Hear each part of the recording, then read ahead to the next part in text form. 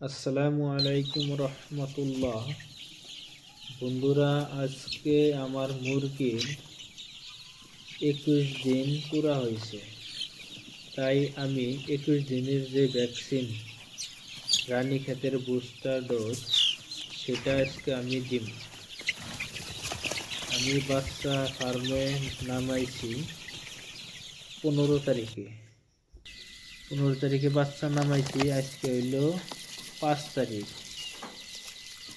এর মাঝখানে 22 তারিখে প্রথম ভ্যাকসিন আর দ্বিতীয় ভ্যাকসিন দিয়েছে 29 তারিখে। আজকে 5 তারিখ, আজকে হইল 21 দিন পুরা। তাই আমি রানীক্ষেতের বুস্টার ডোজ আজকে দিনে 500 2টা ভ্যাকসিন এনেছি। ওই ভ্যাকসিন দিলে আজকে মুরগিকে পানির সঙ্গে মিশিয়ে খাওয়াইয়া দিন। দেখেন এই ভ্যাকসিন, এটা ফার্স্টে যে ভ্যাকসিনটা আমি দিয়েছিলাম সেম ওই ভ্যাকসিনই আজকে আমি তৃতীয়বারের মতো দিতেছি। আপনারা যদি মুরগি পালন করেন, আপনাদের মুরগিকে ভ্যাকসিন কয়টা পরিপূর্ণভাবে দিয়ে থাকবে, তা না হলে মুরগির বেমার আজারে বহুত ক্ষতি করে। এই ভ্যাকসিন দিলে মুরগির বেমার আজার আসতে পারে না, বা আসলেও রোগ প্রতিরোধ ক্ষমতাটা মুরগির বেশি থাকে। অল্প বেমারে মুরগির কোনো ক্ষতি করতে পারে না।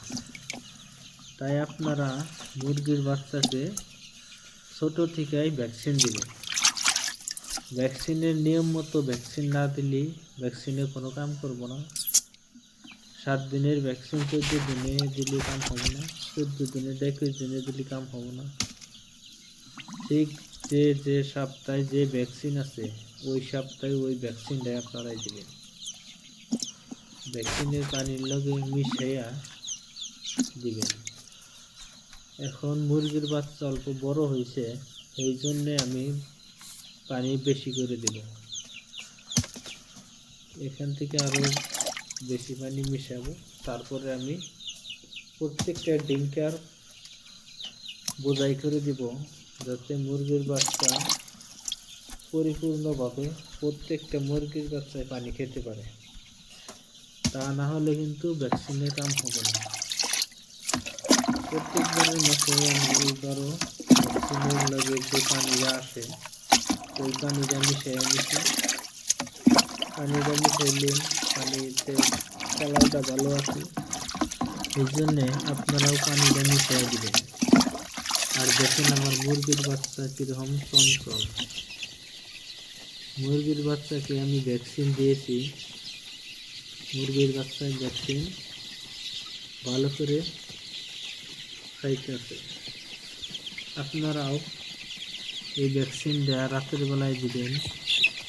আগেই বলেছি যে ভ্যাকসিন দেওয়ার 1 থেকে 1.5 ঘন্টা আগে আপনারা পানি তুলে নেবেন।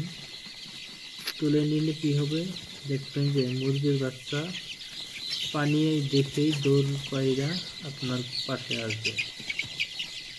আসার সঙ্গে সঙ্গে কিন্তু পানি খাওয়া শুরু করবে।